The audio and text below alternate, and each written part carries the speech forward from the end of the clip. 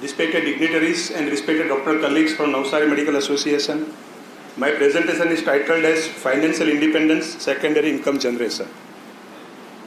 Basically, our primary income generation is from our medical practice, but as we accumulate the financial assets in our investment journey, and when we pursue this investment journey vigorously, and when we accumulate the financial assets sensibly, a stage can definitely be reached when a sustainable withdrawal at a rate of 3% from this growing financial corpus can actually substitute to the fullest, to the 100% our expenses. And that is a stage of financial independence or stage of secondary income generation. At this stage, we are no longer dependent on our primary income generation for our expenses. Details about me are shared with you. I write on my blog rksgajjar.wordpress.com. I basically write about the personal finance, financial planning, retirement planning and financial independence. I am more of a indirect equity, that is equity mutual funds investor. That is my personality. I start my presentation with the words of J.L. Collins about financial independence. He states, understanding money is critical. If you choose to master it, money becomes a wonderful servant. If you do not, it will surely master you.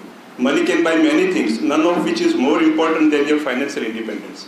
If a question is asked whether money can buy happiness or not, the answer may be complex and confusing. But if a question is asked whether money can buy financial independence or not, the answer is definitively yes, and it is crystal clear. Let me first clear the mega myths with doctors about the personal finance. We believe that I am a professional doctor. I know personal finance well. Dear colleagues, we have learned medicine. We have not learned personal finance. Personal finance itself is a different knowledge domain. We need to learn it, we need to study it well. Our second mega myth is we believe that I can manage the personal finance by outsourcing to anyone.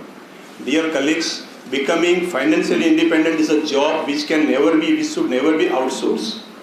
Because basically in personal finance, all the intermediaries, those who are involved, they do have their own interest to serve first rather than making us financially independent. I'll answer 3 questions in my presentation. What is financial independence? How to achieve it? The answer will be in the form of certain guidelines, in the form of do's and do nots. I'll also define when a person can be identified as a financially independent. Then there will be a 1-minute video of Shiv Khera which will emphasize the significance of financial independence in our lifetimes. Then there will be 2 personal finance quotations from Warren Buffett about money. And then there will be a 1-minute video which will help you decide how much the corpus is required to retire based on one's monthly expenses as of today. This is the brief and broad outline of my presentation. I'll complete my presentation in less than 30 minutes that is allotted to me. Financial independence is to accumulate the adequate enough corpus which is invested across the asset classes, but mainly in the financial assets. And these financial assets grow at a sufficient rate of 9 to 10% per annum. And this growing financial corpus permits the withdrawal at a sustainable rate of 3%. And this withdrawal amount definitely supports one's livelihood and lifestyle expenses, which is adjusted for year on year for the lifetime. When this stage is reached, this is the stage of financial independence. It is a stage of secondary income generation. Dear colleagues, mark the keywords here. Definitely a sufficient rate of return, that is 9 to 10% per annum on the financial assets is important. But more important is to accumulate the adequate enough size of the corpus and to restrict the withdrawal at a sustainable rate of 3% from this corpus.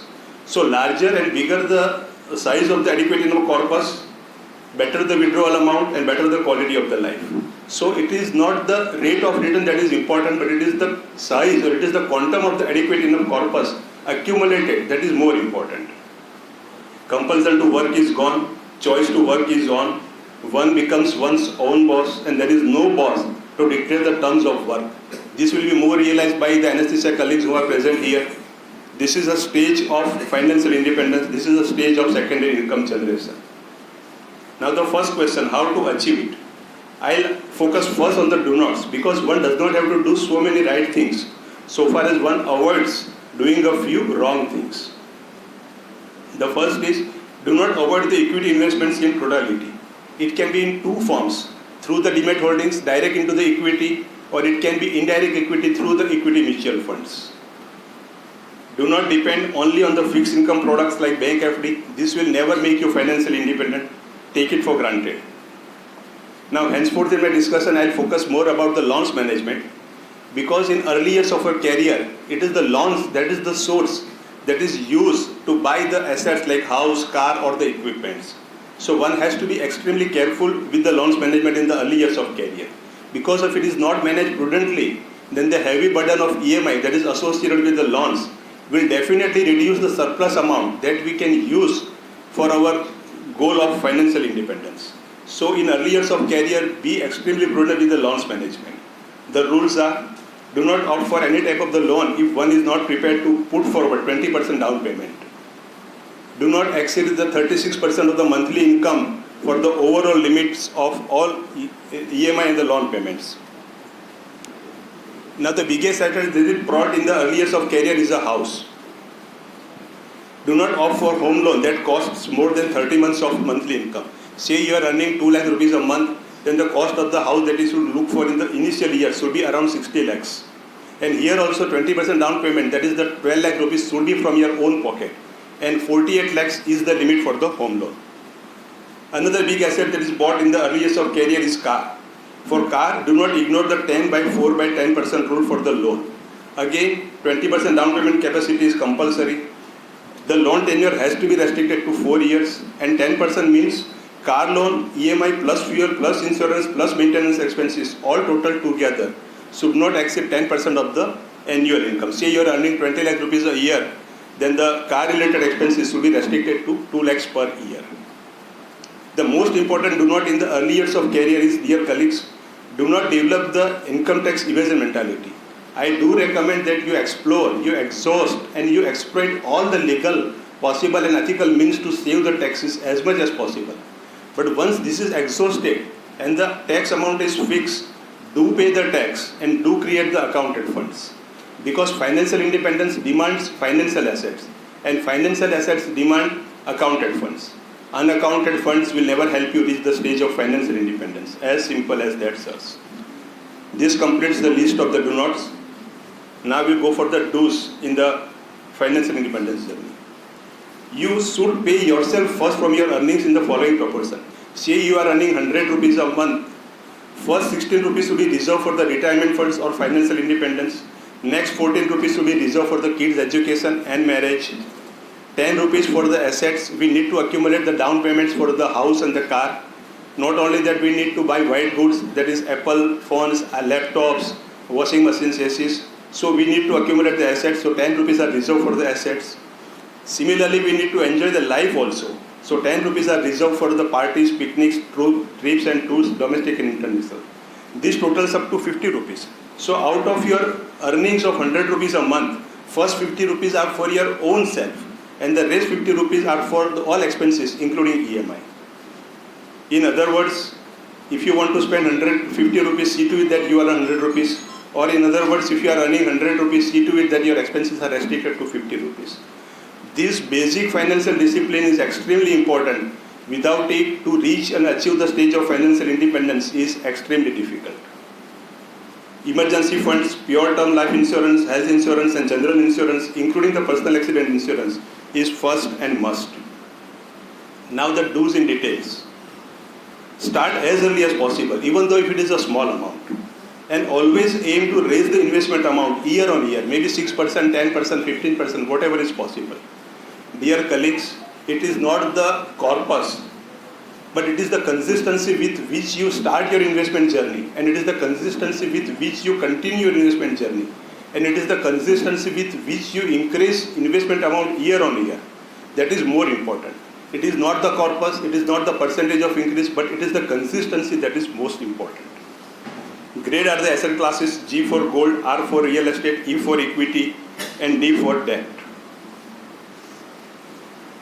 Before I detail about the assets, let me emphasize the two most important concepts in the financial independence journey. They are goal-based investing and its aligned asset allocation strategy.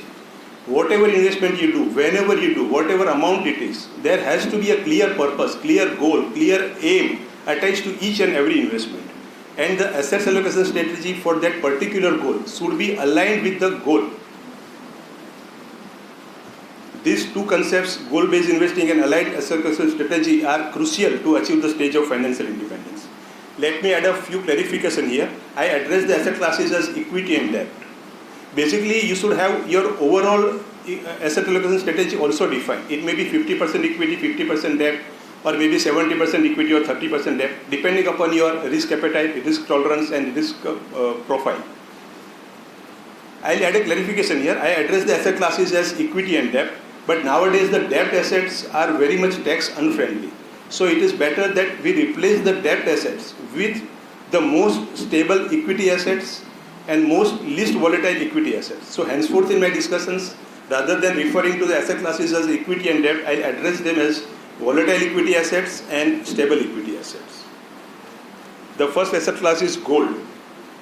Sovereign gold bond was the best option so far.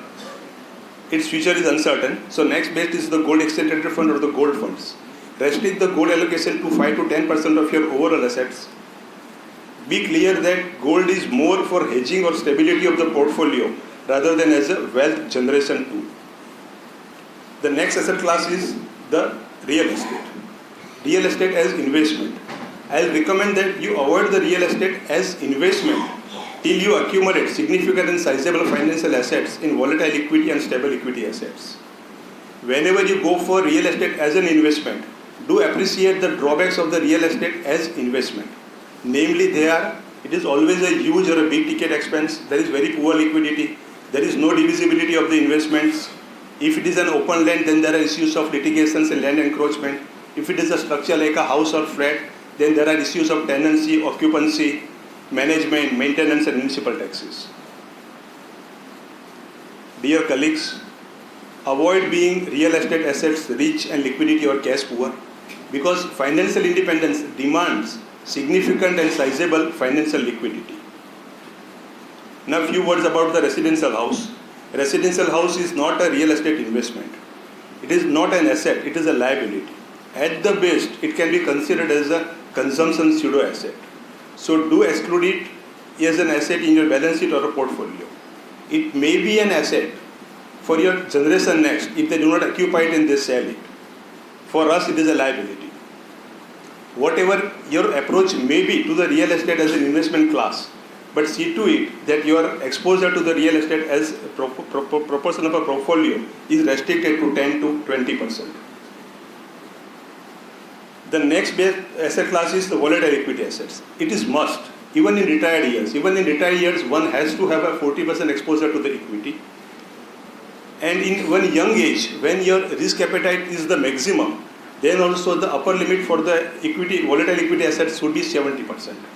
Because you need the funds when the market's deep like present times. That is possible only with the stable equity assets.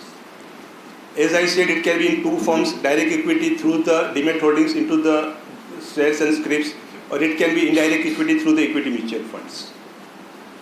In my opinion, 60% exposure into the volatile equity assets and 40% exposure into the stable equity assets is the most appropriate proportion to follow.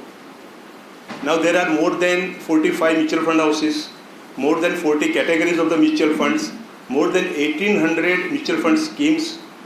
But dear colleagues, don't get confused. What you need to focus is only on the three categories of the investments in the mutual funds. They are index funds, aggressive hybrid funds, and flexi cap funds. These three categories is more than enough to invest for you throughout your lifetimes. Not only that, these three categories are more than enough to invest your entire lifetime's earnings as well. But more important is rebalancing at the market tops and the bottoms when the assets allocation strategy is significantly altered. Rebalancing is mandatory. Let us understand with an example. Say I start with 50% volatile equity assets and 50% in stable equity assets. Markets are volatile. It may happen that the markets move upwards and the volatile equity assets may rise to 80%. This is the time that I should redeem my volatile equity assets and bring the profits into the stable equity assets and reset the proportion back to 50-50%. Markets are volatile, so it may happen like present times that the volatile equity assets may drop to 25 or 30%. This is the time that I should redeem my stable equity assets and bring the proceeds from it into the volatile equity assets and raise it again and make it and reset the proportion to 50%. So this is strategic rebalancing based on your own strategic assets allocation strategy decided earlier. This is our attempt to book the notional gains to the real gains and not to miss the opportunity to buy at the bottoms of the equity markets. The golden rule in the equity markets is buy from the maniac, that is a person who is ready to sell at a throwaway prices, and sell to a maniac, that is a person who is ready to buy at even sky high prices. This is the fundamental and the golden rule in the equity markets. Stable equity assets, it is equally essential for rebalancing. It should be 30 to 40% minimum and 50% to the maximum. As I said earlier, debt funds are very much tax unfriendly nowadays. So equity savings category with the equity mutual funds, hybrid equity mutual funds is the choice because it has got the features which are as good as the debt products and it has got the taxation benefits like the equity schemes. Dear colleagues, efficient rebalancing between the volatile equity and the stable equity assets so as to achieve the goal of financial independence as early as possible must be your driving force of all earning years of your lifetimes and all earnings. In the end, about assets, let me summarize that it is not the category of the mutual funds or category of the stocks that you select, neither it is the corpus of the mutual funds or the corpus of the stock markets investments, but it is the consistency with which you start and it is the consistency with which you continue your investment journey to the financial independence that is more important, that is more crucial. Similarly, it is not the product, but it is the process of efficient rebalancing that is more crucial to reach the stage of financial independence as early as possible. This completes the discussions about the assets, do's and do nots. Now the last question, when a person is defined as financially independent person, I'll answer this question in multiples of monthly expenses and I'll answer this question for two ages of extreme, that is the age 30 and age 60. Why I answer the question in the multiples of monthly expenses? Because in personal finance, it is the figure of monthly expenses that is most crucial for all the inputs, all the calculations, all the projections and all the outputs. Till we survive, there will be expenses and we have to provide for the expenses. Not only that, when we depart from the earth, even after our death, we have to make the provisions for our spouse who survives younger than us. So expense is the thing which is compulsory to be attended to. So a person who is aged 30 and who has all the milestones in the life yet to fulfill, that yet he needs to buy a house, yet he needs to buy a car, yet his kids are to be educated and married, and his life is to be enjoyed in the full frame and he needs to accumulate all the assets. He needs 1032 times his monthly expenses plus his all outstanding liabilities as on date to be identified as a financially independent person. Say he is spending 1 lakh rupees a month, he needs 10.32 CR plus outstanding liabilities to be identified as financially independent person on that date.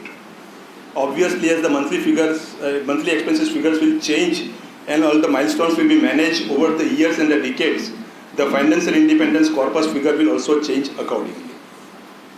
Now for another age 60, at age 60 one should have zero liabilities, no loans, and practically all the milestones in the life are more or less fulfilled.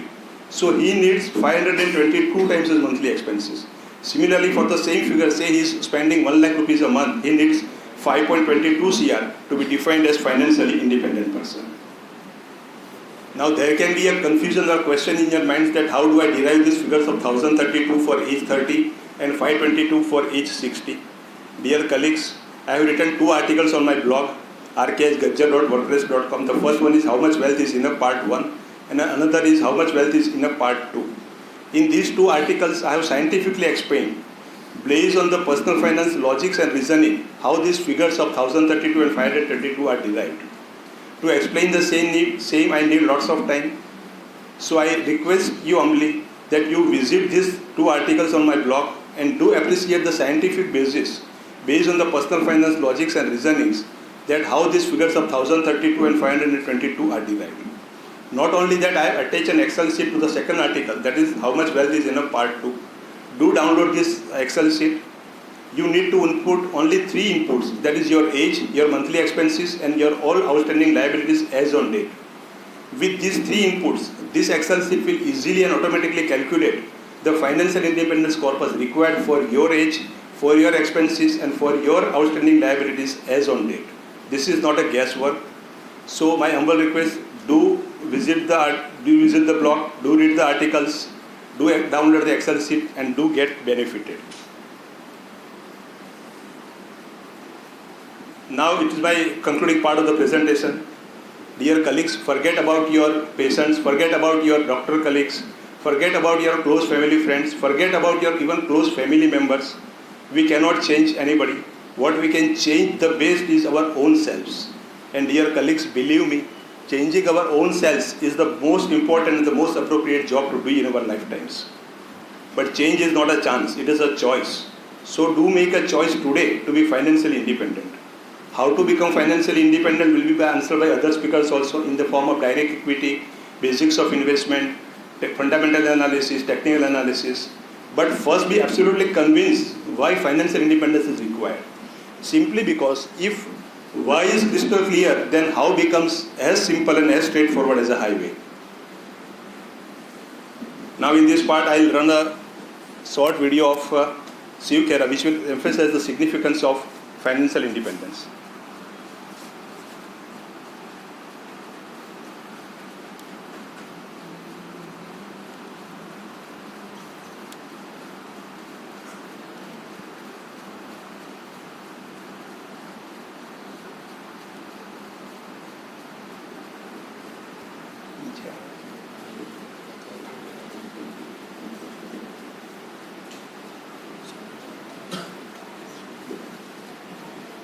Many times when we do our programs, we do talk about financial independence. And people come up and say, Mr. Khera, money is not important. And besides, money can't get you happiness. And besides, money is the root of all evils. Well, let's take one at a time. Who are the people who say money is not important? In my opinion, either they're stupid or they're billionaires. Look, I didn't say money is the most important thing, but money is very important. Because I learned one thing in my life, that money in good hands always does good. And money in evil hands always does evil. Now, let's look at the second part. He said, money does not get you happiness. Well, let me ask you, does poverty get you happiness? Well, if I have to be unhappy, I would rather be unhappy with money than without money. Now, let's talk of, he said, money is the root of all evils. Well, I don't think so. Money is only a medium of exchange. Money is a reward you give me when I provide you with goods and services. Now, the more goods and services I provide you, the more you reward me with money. What's wrong with that? Folks, money is wonderful. Dear colleagues, earning money with value and ethics is definitely spiritual. We must earn as much as possible and we should be financially independent as early as possible. Warren Buffett says that money is not everything, but make sure you earn a lot before speaking such nonsense. So let us first be financially independent before we utter such nonsense. He also states, if you do not find a way to make money while you sleep, you will work until you die. Let us be financially independent and let our money work for ourselves rather than working ourselves physically, and let us enjoy the golden years of our lifetimes. Dear colleagues, do not consider that the financial independence is a dream. It can be a deed done also, that is, can be a reality also. But for the same, you need to follow a SOP, that is Standard Operating Protocol. First, you need to apply a date to your dream of financial independence. When date is applied to a dream of financial independence, it becomes a goal. Decide 10 years from now, 20 years from now, 25 years from now, I will be financially independent. Then it becomes a goal. Divide your goal into multiple timelines or multiple milestones. Decide 10 years, 15 years, this will be the status. Then it becomes a plan. But plan needs to be coupled with concrete action. When plan and concrete action is together, it becomes a strategy. But this strategy needs to be followed consistently over years, maybe decades. Then it becomes a work in progress. And when this work in progress is pursued persistently with persistent patience over decades, then it becomes a deed done, that is a reality. And that reality is financial independence. Dear colleagues, achieving financial independence is definitely a difficult job, but at the same time, it is equally and really realizable goal as well. Simply, you need to develop a 3D dimensional mindset. The first D stands for determination, second D stands for discipline, and third D stands for dedication. Now, this is a short video which will highlight the retirement corpus calculation that is required for anybody at any age.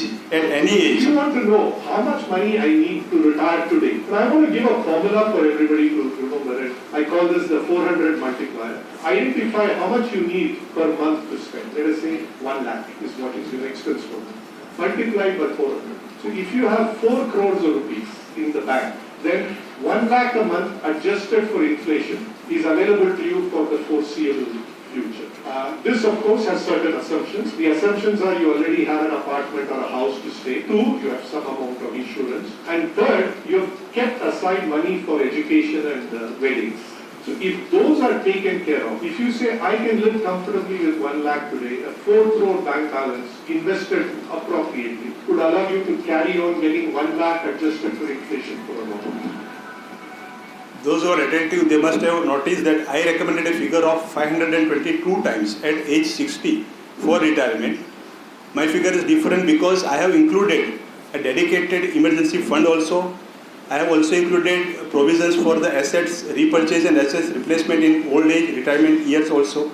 Not only that, I have included funds for dreams and vacations and hobbies in the old age also. So my figure is 522 times because it includes not only livelihood but it also includes the lifestyle expenses. This figure 400 multiplier is basically for the livelihood expenses, so be clear about it. Thanks a lot to one and all. Dear colleagues, to explore extensively, to read selectively and to develop the understandings about personal finance is my passion. This is not my alternate profession. And to write about this understanding on my blog and to share it with the others is for my own personal pleasure. My dream is that may all the anesthesia doctors or all the doctors may become financially independent as early as possible. And all those who are already financially independent may remain so throughout their lifetimes. I wish you all the best in your journey to the financial independence. I also sincerely pray to Lord Swaminarayan that He, the Almighty, may help you all reach the stage of financial independence in your lifetimes. Thanks a lot to one and all. I again repeat my blog address rksgajjar.wordpress.com. Let me add a disclaimer or a clarification here. This blog is totally free to me. I don't pay a single rupee to manage or maintain it, nor do I earn a single rupee out of it. Similarly, the blog is totally free for you to explore, to read, appreciate and share if you like it. I have no advisory or business or commercial or professional interests involved with this blog. This completes my presentation. I am obliged for your kind attention to my words so far. Thank you very much. This completes my presentation.